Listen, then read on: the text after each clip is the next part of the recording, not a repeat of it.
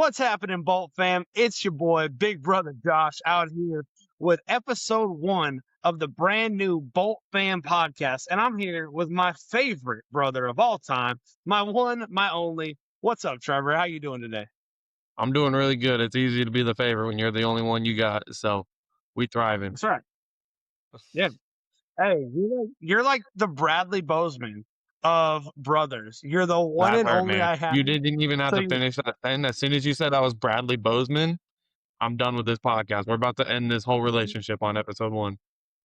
there you go. That's just painful, man. That's a harsh comparison. I would never compare you to Bradley Bozeman. I hope you know that. I hold you on a much higher standard than Bradley Bozeman, all right? I Anyways, know that was just you are the that was a Ladainian low Thomas and blow. the Ladainian you knew that. So, well, all right. Well, now that we got that out of the way, a wild way to start the podcast, but I love it. It's a good time. It's going to be a lot of fun, guys. So this is the Bolt Fan Podcast. We love talking about the Chargers. Obviously, we're Chargers fans. Trevor and I were birthed into Charger fandom, and we didn't have much of an option. But we beyond that, man, we just want to have fun.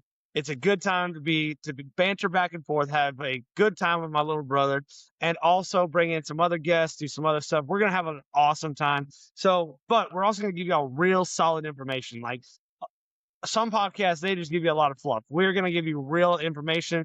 Trevor and I've been doing homework. We're not perfect. We are fans. We're biased. We don't know everything, but we're gonna do our best to give you good information. So, Trev, you got anything else you want to say before we get rocking and rolling?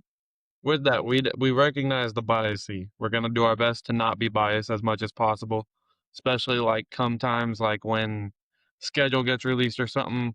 Gonna do our best not to just say we're gonna go 16-0, but at the same time, we got a lot of faith between Mike McDaniel, Justin Herbert, and Jim Harbaugh. So, I mean, I'm not saying 16-0 is impossible, but we're trying our best not to be biased out here. Well, 16-0 actually is not possible because it's a 17-game season, but I'm gonna let you slide on that. So, It's late, man. I forgot. Yep. Sorry.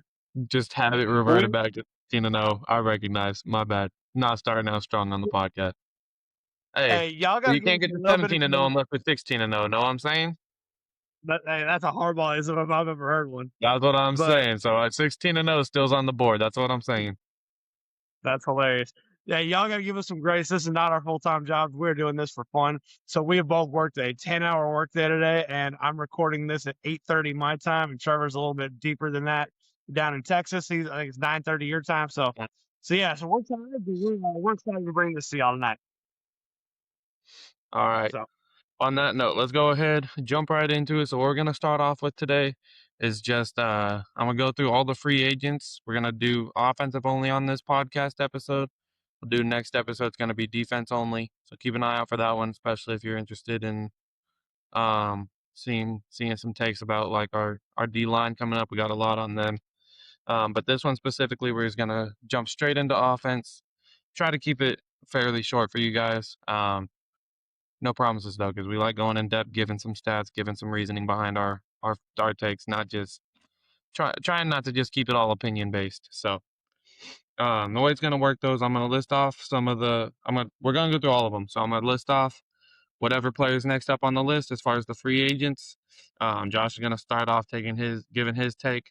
I'll jump in with whatever I got as to whether I think he's crazy, if I somehow agree, whatever it might be. And yeah, we'll do that for each one, go through it, and that's it. So, you got anything to add before we jump into it? hey, the only thing you talked about the bias, man, and I'm gonna bring this up really quick. Danny Parkins said one time, he's a sports commentator, and he said something. He said, "Everybody you ever talk to in life has a bias. You can only trust the people who are willing to admit theirs." And I was like, "That's the smartest quote I've ever heard." And I'm gonna tell you what, we're not Tom Brady. We do have a dog in the fight. We are Chargers fans, and we are biased unapologetically, but we're gonna give some real information. And I'm gonna piss some people off with this first one. Why don't you lean in with a wide receiver number 1 for me? Oh, you're just jumping straight into it, Let's trying do to get everyone to hit that unsubscribe button. Don't do that. Okay, stay subscribed. All right. First one we're just talking about though, Keenan Allen coming up on free agency this year. What do we got? So, Keenan Allen, one of my favorite players of all time. I have a Keenan Allen jersey. That is my dog. I love me some Keenan Allen. And this is not a joke. I genuinely cried the day that I got the ESPN notification last year saying that he was traded to Chicago. That is a real story. That's not a joke. That's not me being hyperbolic. I really cried. So this Nice. pains me to say, but we got to let him walk. Even if it's a small contract, even if it's a really, team friendly deal, and probably just letting him walk. And here's the thing: Ladd McConkey's rookie year, he set the franchise record for receiving yards and receptions. Do you know whose record he broke, Trevor? Keenan Allen. He broke Keenan Allen's. Here's the thing. Sorry, my screen's wilding out. But here's the thing about that.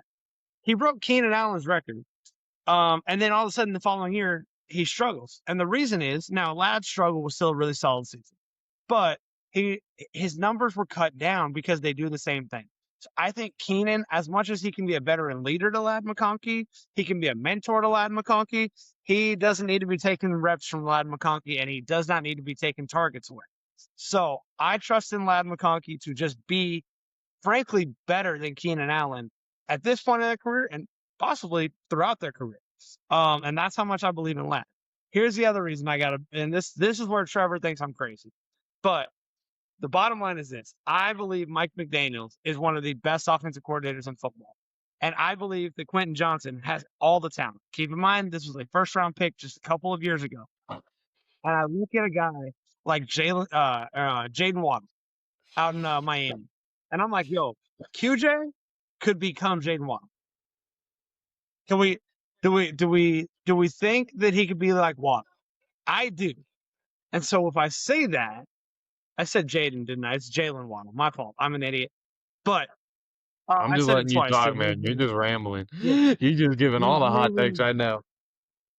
no, it's not even that hot of a take to be Putting honest. yourself But on the hot seat right now.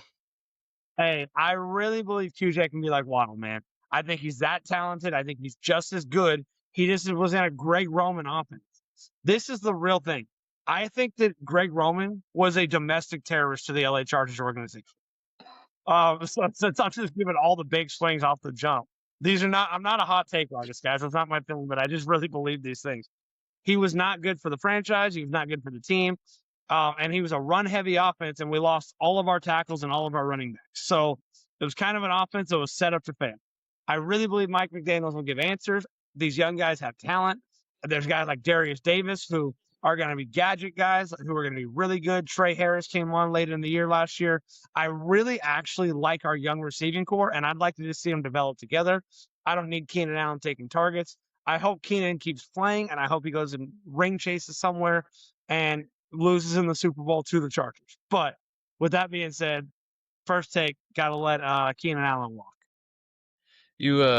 I know you purposely hit on the dogging on the veteran status because you know that's my take on it. Is I think that veterans on the staff are important, whether that's like a veteran QB leading the offense, which I mean Herbert's got decent amount of years of experience right now. I wouldn't call him a veteran, but you call him I say veteran, he's you a say? veteran. Yeah, it's Yeah, I mean Yeah, he's a. he's not inexperienced, but like which him alone does help out all the receivers obviously. Um but I think there's just something different about just seeing plays and seeing DBs line up in front of you and seeing their first step from that angle versus seeing it from like an above film camera, you know. So um I think that that veteran status on a roster is important, especially with these young guys that haven't fully proven themselves yet. Lad McConkey, or as I should say, sorry, Ladidi McConkey. Um, he definitely has proven himself like in his rookie year. Like you said, he broke Keenan Allen's own record on that.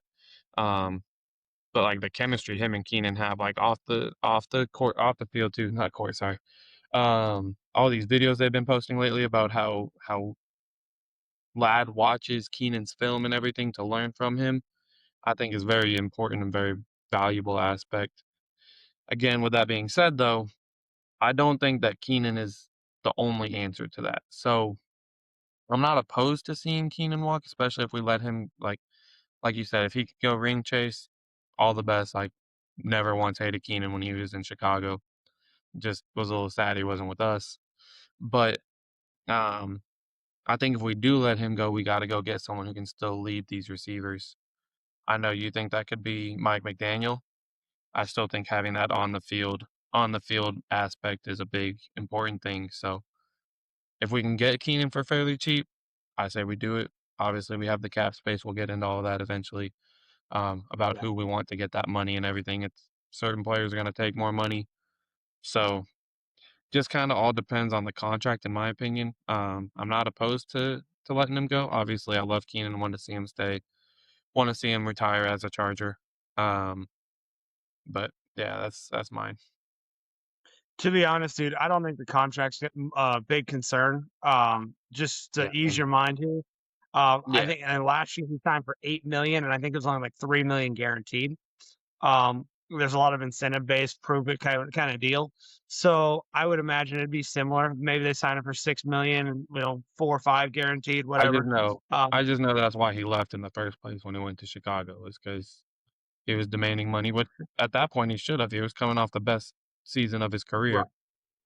Yeah, Now and we he's a were little. also in cap, dude. We were like Now 2 years 40 later, million after that over. season, he's not having the best season of his career anymore.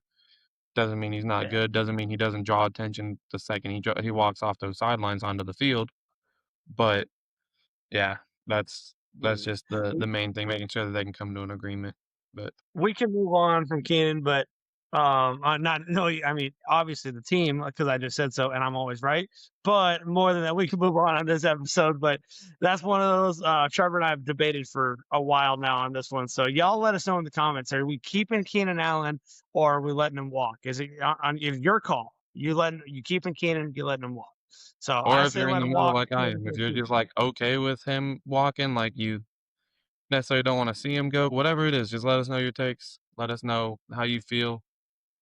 If you're being biased, that's fine. Let us know that too. Like just say no, he's a Charger. He needs to stay as a Charger. Whatever it might be, whatever your reasoning, let us know. Let's hear it. With that, let's also move on. So, yeah, let's move on to tight end. So Tyler Conklin, what you got on him? This is the easiest one on the board for me. Just let him walk. That was a joke of a season from Tyler Conklin. A lot of expectation. I mean, no one thought he was going to be an all pro or anything, but it was like solid pass catcher, supposed to be a guy for us. And I don't know if you'll remember this dude, but week 5 against Washington, he went out and there was a delay of game penalty because they didn't know who was supposed to be on the field, who wasn't. It was a personnel issue, and then it was like Jim Harbaugh is the most pro player coach I've ever seen in my life, hyping up everybody and their mother. He hyped up Bradley Bozeman and Zion Johnson all year long, despite having the worst PFF grades in the league. So he hypes up everybody. But he was like, yeah, Tyler Conklin didn't know where he was supposed to be. I don't know how at this point in the season we don't know what we're doing. Like, and he just goes in on it in a presser. It was like post game press conference. So, and then shortly after that, you see Tyler Conklin's numbers just decrease. Aronde Gadsden emerges, and so definitely we got a guy. I don't think Harbaugh even likes this dude Conklin. Um, I was excited coming into last year, but easy one, let him walk. There ain't really much of a conversation. I don't think anyone wants to keep him, including the coaching staff. I agree with you. Yeah, no, plain and simple. Gadsden's better. Disley was starting over both of them, which argument they're on as to why Disley was starting in the first place over Gadsden, but still, like, yeah, we don't need Conklin at all. Let him go. We can go get someone in the Hey, draft. We can go sign someone, anyone but him. I'm good. We can move on. interesting Move on from conversation him. for the Go ahead, future, what were you saying? man. Oh, no, interesting conversation for the future, man. Is Kyle Pitts is available, and we have a lot of cap space, and the Kyle Pitts or Rondé Gadsden attack with 2 tight ends. It interests me, but I don't know if I want to spend my money on tight end. That's a whole other conversation. But Kyle Pitts is out there, so Yeah, fun little conversation for me. different podcast episode, probably number 3 or 4. Mhm. Get into free agents and stuff. But yeah, that's Yep. definitely something. Um, as always, again, like different things. If you guys have someone that we're missing that you know is available, again, always let us know. Last time I'll say that on this episode. Let's go ahead and keep moving down the list. Heading into the running back, Najee Harris. Najee Harris, man, tough one. I like the player a lot. Like the dude from everything I've heard about it. Seems like a good dude. But man, between the firework injury to start the year, then he gets no training camp, comes out, blows the Achilles. For a running back who's about burst and speed and all that, ability to cut, an Achilles is a tough one, man. So an Achilles is tough for any player, but that's a tough one to come back from for a running back specifically. So I don't know if he's going to be the same player. I think it's time to just let him walk. But I do like Najee, and I hope he's successful somewhere else. Yeah, I think he's just a high risk, not super high reward, especially when we have the running backs we have in Hampton and Vidal. I don't really see him as like a huge necessity. I don't see that risk as Yeah. being necessary to take. So yeah, I'd say let him walk. Again, all these dudes hope nothing but the best, but yeah, I just don't see it as being worth it. Unless they go to the Chiefs, then I don't hope for the best.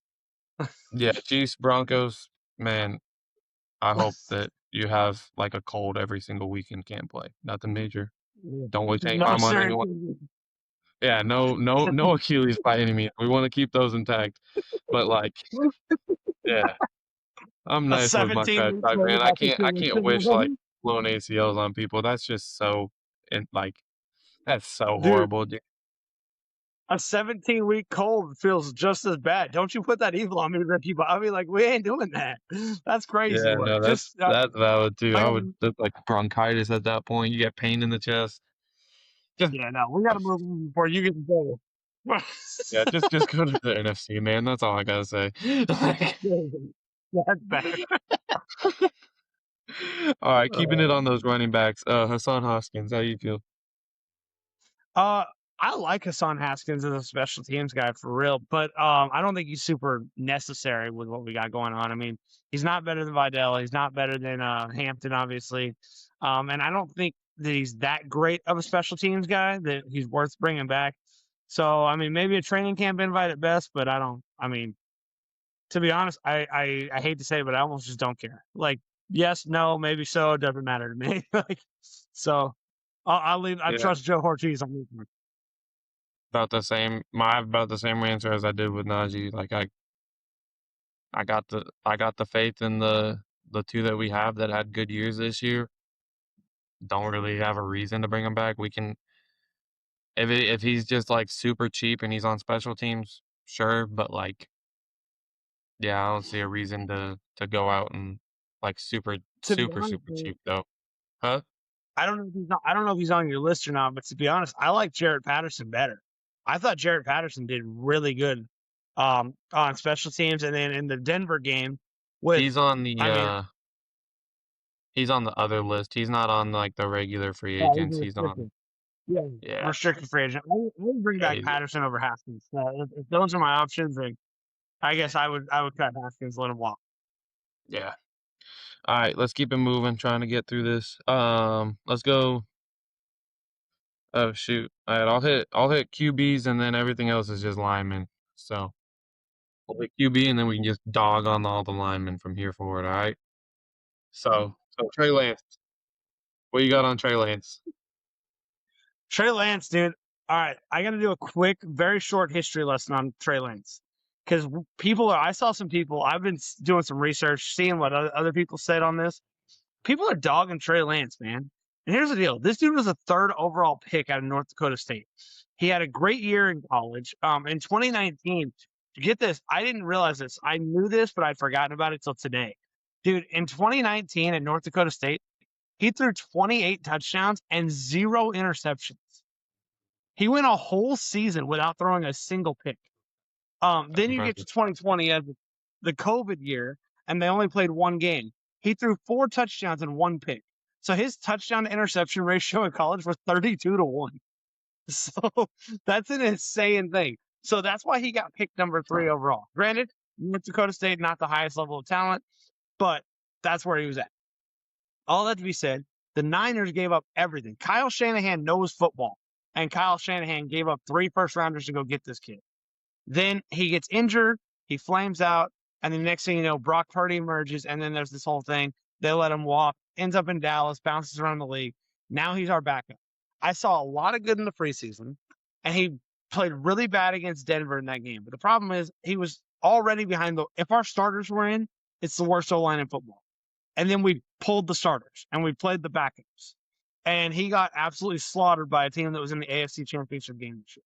So it's a great defense he faced, terrible O line, and he got murdered back there. And like he had no chance. I don't know anybody who could have succeeded in that situation.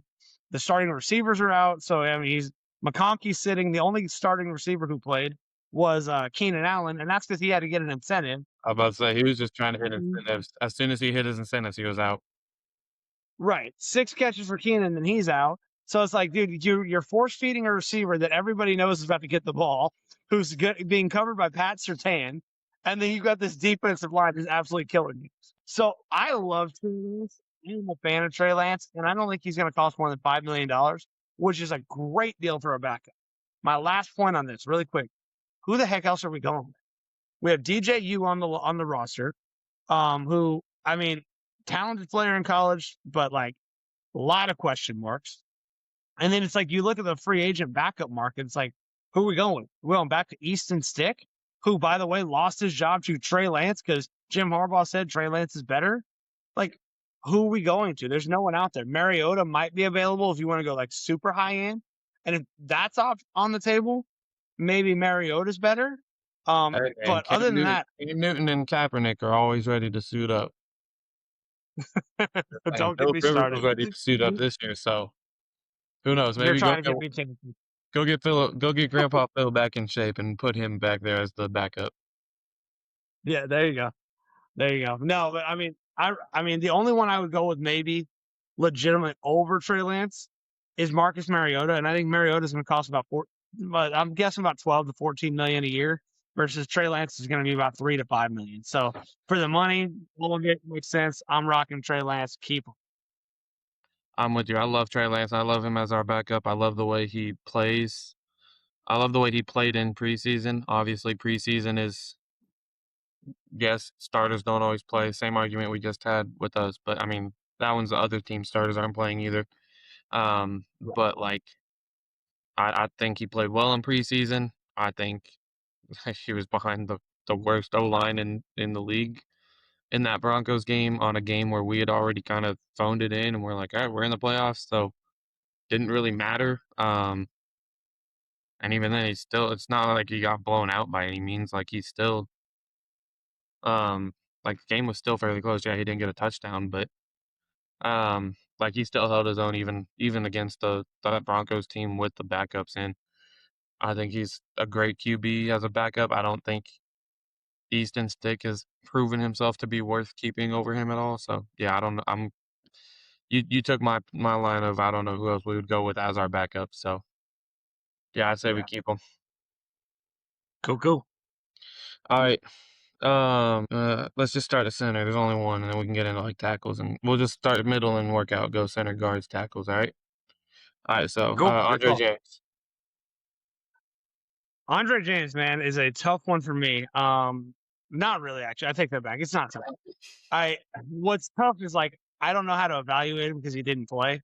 But and there's no practice footage of this guy. There's just nothing on this guy outside of what he did in Vegas for the Raiders. But here's what I've got to go off of is that Bradley Bozeman was the worst center in football. And despite that, he's probably a really good dude, and by all accounts, he's a team captain, so he probably is a great guy. But good God, man, the worst center in football by a long margin, by a good margin there. And Andre Jones couldn't get on the field to save his life over that guy. So I have zero confidence that Andre James is actually even good at football, or knows how to play football. So I trust Jim Harbaugh, and I'm just kind of sitting here like, man, Harbaugh wanted no part of this guy being on the field, and so I don't either. So I'm letting him walk.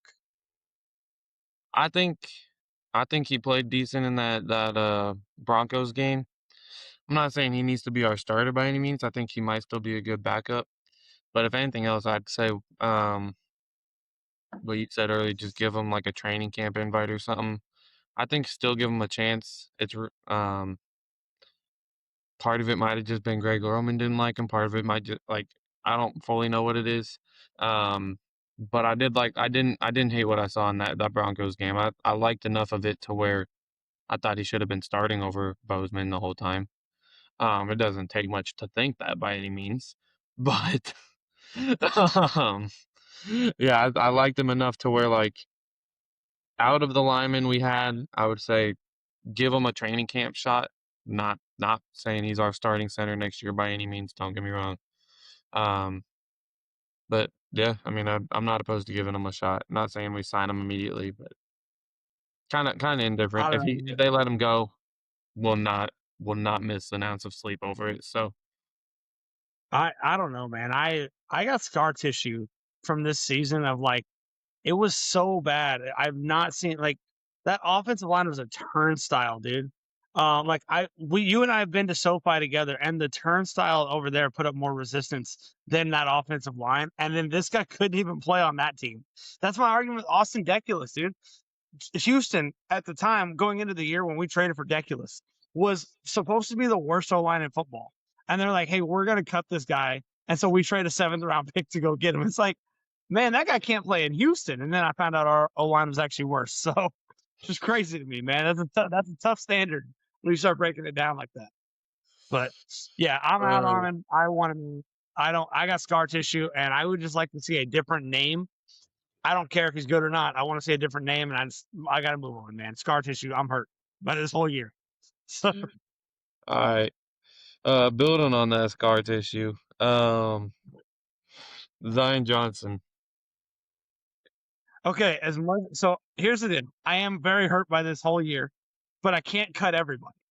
And this is the thing. We got to Why bring not? it. We don't tempt me. I would. We were pulling dudes But off the couch from 2 years, man. Like what up? Like can't pull any worse yeah, picks than that. Like what? you got a point. Here's the thing with Zion. Man. Available first of all, hasn't missed a game in 4 years. That's awesome. Knock on wood for that because that's legit like Yeah, durability that's fair. on the offensive line. So always there. Harbaugh raves about him, man. Like talks about him like he is just the best offensive lineman he's ever seen. So I love that. Obviously a hard worker, like well liked in the locker room. All that stuff is like positive check marks for me. Um, the thing is the money. I don't know where he's going to land financially. And like there's all the projections are just all over the place, up and down. It's like some people are saying he's going to get a 3-year, $20 million deal. And I can't rock with that. But then it's like I've seen other ones that are like 4 years for 12 million. And I'm like, well, that's the money's fine. 12 million I'd be good with. But do I want to sign up for 4 years? Like I got a lot of questions here, man. So really to me, if Joe Ortiz can work out a great team friendly deal and just like hold firm with this guy's agent, be like, dude, we're not paying you a ton of money and we're not locking into a lot of years. I would be willing to go up to like 2 years and like 15 mil. But I don't love that. It doesn't feel good. But I would probably go ahead and sign him just for the simple fact that I don't want to replace 3/5 of my offensive line. So I'm gonna say yes, but very tentatively only if the money is a really good deal for the Bolts, not for Zion. I personally don't have a huge problem in replacing 3/5 of our offensive line this year. Um, I mean, when it's as bad as it was, like you look at those PFF rankings, I don't think we had a single one over what, like 24, 26, something like that. Like that's just, and that was like our all stars Hey, were like, not to cut you off, dude. Did you see the pictures? Have you seen the pictures on the internet from that game? It was a Sunday night game, and they put the PFF ranks of the entire offensive line. Have you seen that or no? yeah, and it was Like, Bradley Bozeman was like number 34 out of 34. I was like, dude, how are you worse than the backups? no, so every single guy on our team, dude, was 36 out of 37, Yeah, 37 out of 37. And then the only guy who was somewhat decent, this is why it's important to me, was Zion was ranked 23 out of 37. So he was like a league average guard. So he's on a average. He's not a on a great team player. that he's constantly being dragged down on. Like it's I was a So lineman here's the myself. For other those of thing you for that me. don't know, I played mostly center, a little bit of left guard, and then I was a defensive end too on the other side of the ball. But a center man, like if you don't have someone like if you don't have that faith and that confidence in the guy next to you to know, like, "Okay, I am blocking this gap right here, and if anyone comes right there, they're not my problem." If you don't have that confidence in the guy on your left or your right, it just changes every aspect of the game. Like, you have to have confidence in your team. You have to have that chemistry with your other linemen that are there with you. Um, Coming from a school where we went undefeated one year and won a championship to the moving to Arizona, and then we lost all but 2 games. The main difference for me on those was I had confidence in my left tackle, the one where we went undefeated, I was playing guard. And I knew that if my responsibility was the A gap and I had someone coming through the B, did not have to worry about him. I knew my tackle was picking him up. Like, having that confidence and helping you, like, it lets you focus on what you're meant to focus on, and losing that focus, like, when you start worrying about, like, "Oh, I gotta protect my quarterback," and so then, "Okay, I know I'm supposed to have this one, but then I see someone coming here, and I don't know if my tackle's gonna pick him up," and then you start getting those trying to get one hand on each guy or something. Takes one club move to break one hand off, and they're through you. Like, that's that's at the high school level, much less the NFL level. So, I will Hey, say let that me ask you a confidence. question. Yeah, So, because I didn't play football, which is why I'm excited to do this with you, because you have a different perspective than me. I am a historian of the Chargers franchise, and like I'll give you nerd stuff, analytics, PFF. I'm in all of it. But Trevor has a better understanding of like being in the trenches legitimately. So let me ask you this: would Zion Johnson? I have this opinion that if we were to go get Tyler Linderbaum, which is again free agency episode, whole other thing, best center on the market, we go get Tyler Linderbaum. So if he's playing left guard, he would be between Rashawn Slater and Tyler Linderbaum. He's like now gone of from I'm course the he's gonna best guy improve. on the That's just not even a what's question. that? If you're between those 2 with them on your left and the right, you know, "Alright, Slater's got anyone on that side, Linderbaum's got anyone on that side." I don't like, obviously, you're still gonna have double teams, you're still like, but if you know, like, I just have to focus on what is literally right in front of me, like, Yeah. becomes a lot easier to get in the way of one dude when you don't have to worry about someone else, like, blindsiding you and taking out your kneecap because they can't hold a block, and then they go and shove them to the ground just because they get beat. Like, it makes it a lot more easy to keep that confidence and to keep that block, like, to hold that block, like, it's Yeah. there's so much chemistry that goes into offensive lines, like, just the confidence and the chemistry between the linemen is immediately going to improve every single person on that line. So what do you think about this, dude? And I know this is a whole thing. We'll do a whole plan of the free agency, whatever. But if we were to go get a center in free agency, whether it be Linderbaum or whoever, and then you re-sign Johnson. So like the money works, dude, because you re-sign Zion for 12 million, you sign Linderbaum for 20 something, and then you go draft a guard in the first or second round. Like I mean, Vega Iona looks like a star. I'm all of a sudden looking at it going, with those 3 moves, we just became the best offensive line in football, not the worst. And it Just can literally be from 32 to top five like that. And right. is that like a reasonable take for you as a former offensive lineman?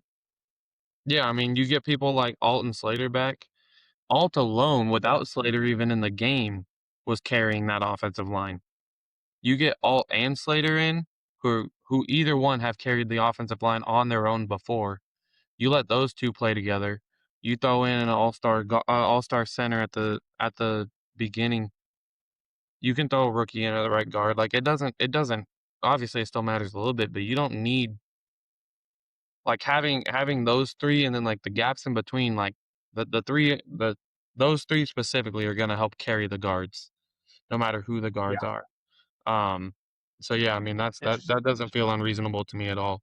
And going off that guard thing, we can go ahead and keep going on to Trevor Penning because he's one of them that I think, I'm gonna go first on this one, actually.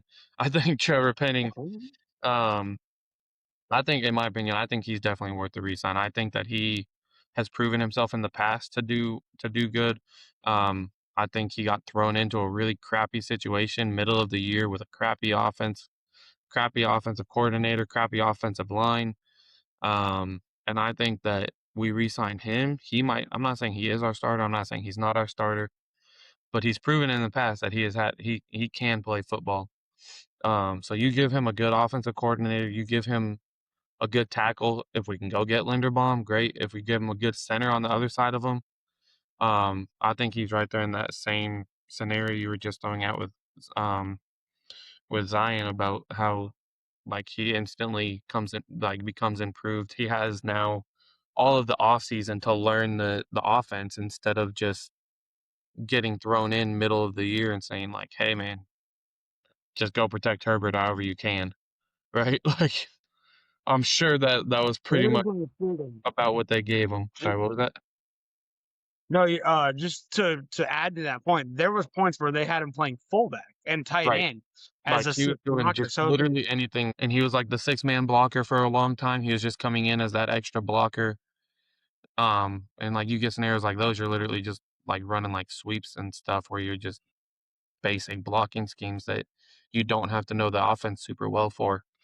Um, so yeah, skipping ahead to Penning as well. I think he's one of them that we should keep. He's one of the few linemen that I like and that I think has earned another chance with us, not just like cutting him just because he was a part of the worst offensive line in the league. But you got anything on Penning?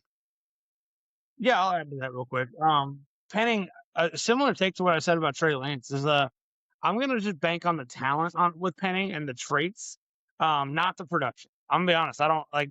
He's got. If you look at his numbers, man, he's been bad for 4 years in New Orleans. He's not just like this superstar. I mean, they gave him up for basically nothing for a reason. But I say that to say I trust Mike McDaniel for what he does with offensive lines, man. He's really, really good at what he does. I don't if we go into the season and Trevor Penning is a part of our starting lineup, I will be really upset. If we go into the season and Trevor Penning is the swing tackle or is a backup guard, because that's the other part I like about Penning. He's a very versatile. He He is can play versatile. left guard, left tackle, right tackle. Like he can play I was 4 gonna of say the 5 on the offensive line list he's positions. listed as a guard and tackle. Like he's not even just listed as just a guard or just a Yeah. tackle. Like he's doing it all.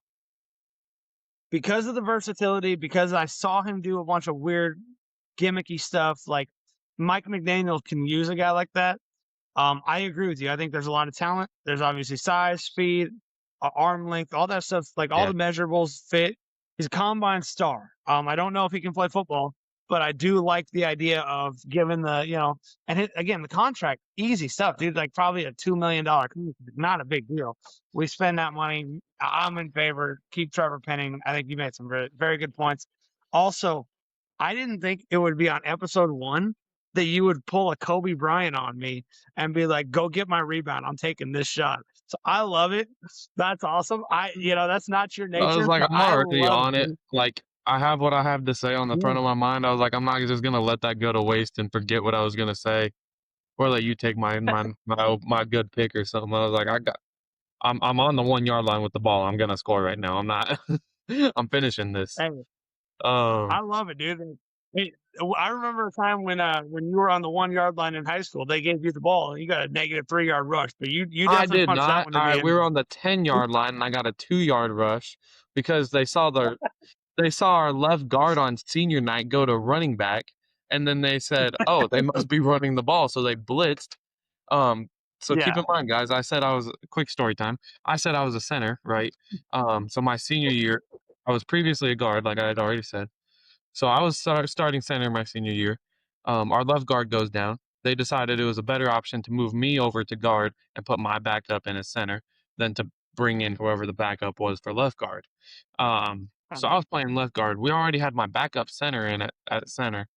And so then on this play where we decided to put me at running back on senior night, um, they put in our third string guard who was some 120-pound sophomore. um, Middle linebacker comes straight through the A gap. Shed that block, by the way. All right, you missed that part. Shed that block. Got 2 yards, and so your boy has a career of 2 rushing yards on his 1 rush, 2 yards. Go look it up on Huddle. Anyways, that little rant over. It's a pain. I want to check the stats on that because there's no way you gained 2 yards on that. And I also watched you as an offensive lineman try to dead leg juke somebody, and I was like, lower your shoulder and I run did through him, not dead man. like you. I did lower my shoulder, you tool. Oh man. All right, we got two more. We got two more on it, or one more. Yeah, two more. Sorry, two more. All right. Still sticking to that guard slash tackle. Jamari Sallier. Sawyer, man, I kind of feel all right. I've thought about this one a lot. I feel okay bringing Salyer back, man. And for the similar reasons of like, if they were able to just be like, hey, either Sawyer is the tackle, the backup swing tackle, or Penning is the backup swing tackle, and the other one's the swing guard. Like, there's a lot of depth because they both can play guard or tackle. So if we have a situation like what we had this year with 87 combinations of offensive line, then they can actually be versatile enough. Salyer actually filled in really nicely at left tackle when at points this year. So I would actually be okay with it. I know you hate that idea, but I'm okay with Sawyer coming back. I don't think he'd be expensive, and again, we can't cut everybody. So Cut him. My take.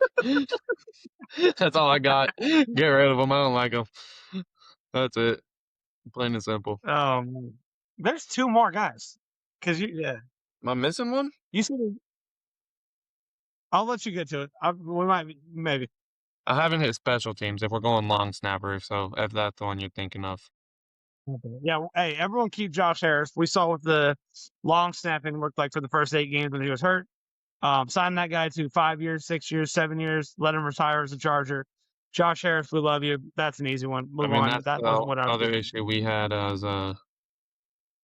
back when we were going through like a new kicker every single week. It felt like with like a new kicker, a new holder, a new snapper, whatever it was. Back when we had Young Aku, we had like a new holder, a new center like every single week because we couldn't just get a snap connection from, couldn't just get the ball to the holder's hand, whether it was on the. So yeah, I mean, if you got someone who's good at it, can continue to do it, get a good price on them. But yeah, easy take on Multiple-time that one. All-Pro, dude. Huh? I know nobody cares about the long snapper on a podcast, but Josh Harris is going to get some love from me. Multi-time All-Pro long snapper, Josh Harris. Legitimately Hall of Fame case. Maybe ridiculous, but that's fine. All right, move on. Let's Oh, get to there the is two. tackles. Sorry. Yeah. There is two. Okay. Yeah, my bad. I missed one. I see Yeah. it now. You're right. Thank you. Thank Next one though, Trey you. Pipkin. Right there, because I know we're in agreement, man. About how you feel about Sawyer, I know you feel the same about Pipkins. We got to let him go, man. He's getting older, production's dropping.